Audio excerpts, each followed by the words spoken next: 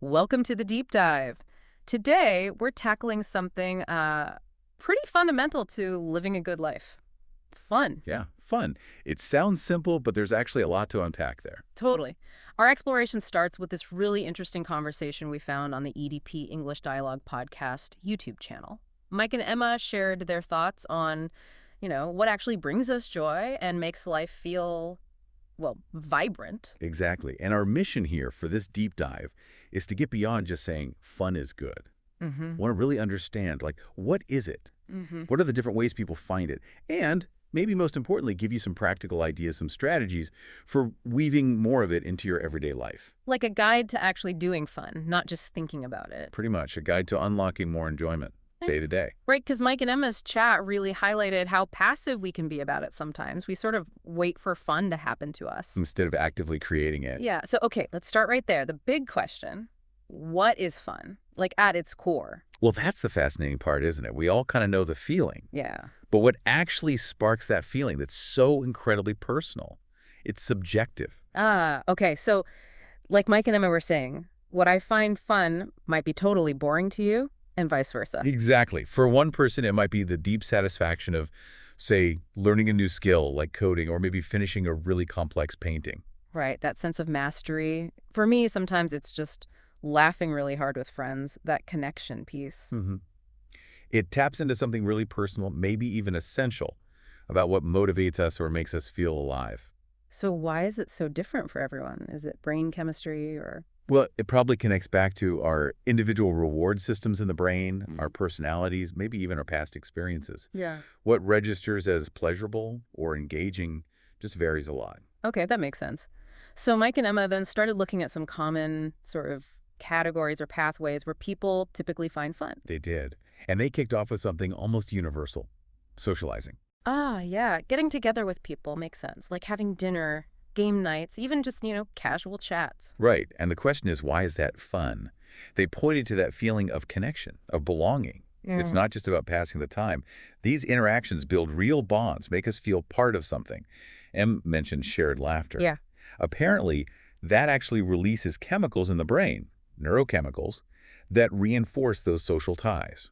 So there's a biological component too. Wow, okay. So it's not just feeling good, it's actually strengthening the relationships. Exactly. Then they moved on to physical activities. Oh yeah, the one I always mean to do more of. Sports, dancing, hiking, even just going for a walk, they said. And what's interesting there is the sort of double benefit they talked about. Double benefit. Yeah. First, there's the obvious thing. Moving your body releases endorphins. Yeah. Instant mood boost, right? Right, the runner's high or whatever. But there's also that sense of accomplishment. Finishing a tough workout, getting better at a sport, even just reaching the top of a hill on a hike. I see. The physical and the mental payoff. Precisely. Mm. And they also touched on the excitement of trying something new physically. That can be a big source of enjoyment itself. That definitely adds a different kind of fun, pushing yourself a bit. Yeah. So after physical stuff, they went into creative pursuits. Things like drawing, painting, writing, playing music. Yeah. And here, the fun seems to come more from self-expression, right? Tapping into your imagination. Like getting something out that's inside you. Kind of. Emma mentioned it can be really therapeutic, a good way to de-stress. There's this deep satisfaction in creating something, anything, that wasn't there before. A sketch, a story, even just messing around with chords on a guitar. It feels different from other kinds of fun, more internal, less about the outside world. Yeah, maybe more about intrinsic satisfaction rather than external results. Okay, then they shifted to leisure activities. Which is probably what many people think of first, like watching movies, reading a book, playing video games. Exactly. The relaxation stuff. Mike framed these as really valuable chances to just let our minds rest and recharge. Unwind time. Totally. You get absorbed in a story, explore a different world. It's a mental escape from, the everyday grind, giving yourself permission to just chill out. Absolutely crucial. I think we underestimate how important that downtime is. We definitely do. Yeah. And then they broadened the scope even further, talking about exploring new places and having new experiences. Like travel, weekend getaways, big trips. Yeah, but even just exploring a new neighborhood in your own city. The key element here, as Emma highlighted, is novelty. Novelty. Seeing new things, trying new foods, experiencing different cultures or landscapes, it shakes things up.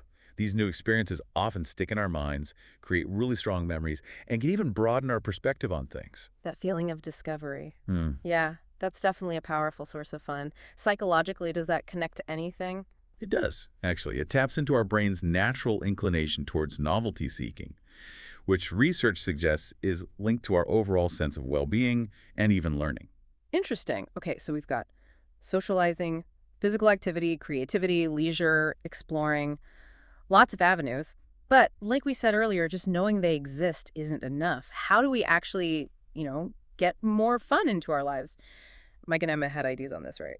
They did, some really practical ones. And the first one might sound a bit counterintuitive. Prioritization. Prioritizing fun, like Yeah. scheduling it, seems a bit unfun. I know, right?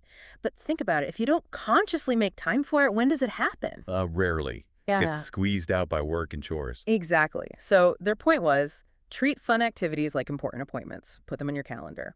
This helps maintain a healthier work-life balance, which they stressed is just fundamental for overall well-being. Okay, I could see that. Actively blocking out time signals that your enjoyment actually matters. It's not just an afterthought. Precisely. Another big one was about intentionally trying new things, stepping outside the comfort zone. Yeah. To avoid getting stuck in a rut, basically. Trying new things helps you discover potentially new sources of joy you didn't even know existed. Like taking a class, picking up a random hobby, even just trying a different route home from work. Could be anything, big or small. As Mike put it, variety really does enrich life. It keeps things interesting, prevents boredom, and you might stumble onto your next great passion. I like that. Continuous exploration. What else? They mentioned being present, mindfulness. Mm-hmm. This one's subtle but powerful.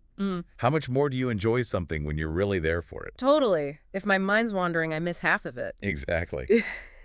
Emma explained that when you're fully engaged, truly present, you notice the little details, the nuances. It just amplifies the enjoyment. Even simple things like savoring a cup of coffee or really listening to music. So it's about putting the phone down, tuning out distractions, and just being in the moment. You got it. Makes the experience richer, more fulfilling. Yeah. And then they talked about humor. Ah, yes. Laughter, the best medicine and all that. Well, Mike called it a transformative force, which I like. Transformative. How so? Think about how laughter can instantly change the mood of a situation, inject joy into something ordinary, create a really positive memory out of nowhere. Yeah, that's true. A shared joke can completely shift the energy. Right. Sharing jokes, watching comedy, even just being intentionally silly, it lifts your spirits. And Emma added that it's amazing for relationships, too. How so? It builds connection, fosters this lighthearted, positive atmosphere between people. Shared laughter is a powerful bonding agent. Definitely agree with that one. Okay, but life isn't always easy. What about the things that stop us from having fun? Did they talk about barriers? They did. Yeah. And acknowledging them is the first step, right? They pointed to three main culprits. Yeah. Stress, lack of time, and negative mindsets. The big three. Okay, so stress. What can we do about that? Their suggestions were pretty standard but effective. Things like meditation, regular exercise helps a lot. Even just simple deep breathing techniques to calm the nervous system. Right, managing the stress so there's actually mental space for fun. Exactly. And for the lack of time barrier. Let me guess. Back to scheduling. Bingo. Organizing your schedule, being realistic, but consciously prioritizing those enjoyable activities we talked about. Yeah. Making space for them, even if it's just small pockets of time. Okay. And the last one, that negative mindset. That can be a real joy killer. Oh, absolutely. If you're constantly focusing on the negative or feeling cynical, it's hard for fun to get a look in. So what's the antidote? Mike and Emma really emphasized actively shifting your focus.